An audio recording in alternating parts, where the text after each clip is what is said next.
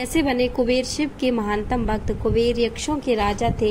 यक्ष बीच का जीवन होते हैं। वे ना यहाँ के जीवन में होते हैं और ना ही वो पूरी तरह से जीवन के बाद वाली स्थिति में होते हैं।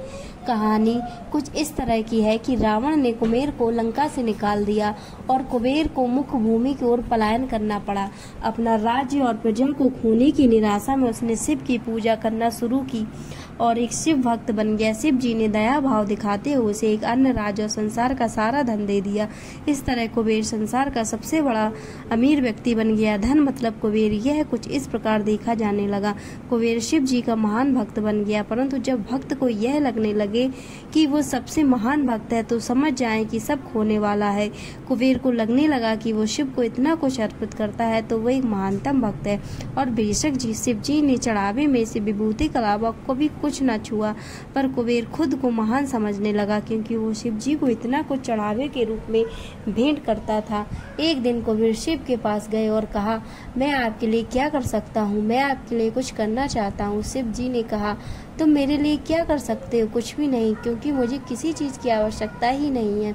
मैं ठीक हूँ, परंतु मेरा बेटा, उन्होंने गणपति की ओर इशारा करते हुए कहा, ये लड़का हमेशा भूखा रहता है, इसे अच्छे से खिला दो। यह तो अत्यंत सरल है। कहकर कुबेर गणपति को अपने साथ भोजन के लिए ले गया। उसने गणपति को खाना खिलाना शुरू किया और वो खाते गए और खाते ही गए। कुबेर ने सैकड़ों रसोइयों की व्यवस्था की और प्रचुर मात्रा में खाना बनाना शुरू किया। उन्होंने यह सारा भोजन गणपति को परोसा और वे खाते रहे। कुबेर चिंतित हो उठे और कहा, रुक जाओ, अगर तुम इतना खाओगे तो तुम्हारा पेट फट जाएगा। गणपति ने कहा, आप उसकी चिंता मत करो।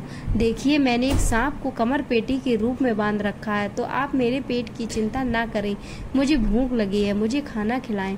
आप ही ने कहा था कि आप मेरी भूख मिटा सकते हैं। कुबेर ने अपना सारा धन खर्च कर दिया। कहते हैं कि कुबेर ने दूसरे लोगों से भी भोजन मंगवा के गणपति को खिलाया।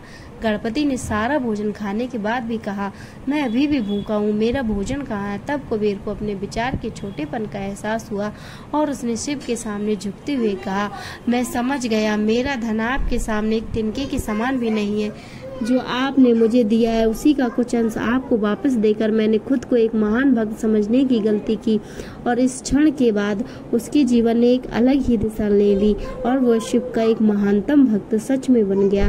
तो दोस्तों, कैसा लगा वीडियो हमें कमेंट्स में बताएं और ऐसे ही वीडियोस के लिए इस चैनल को सब्सक्राइब करें। धन्यवाद।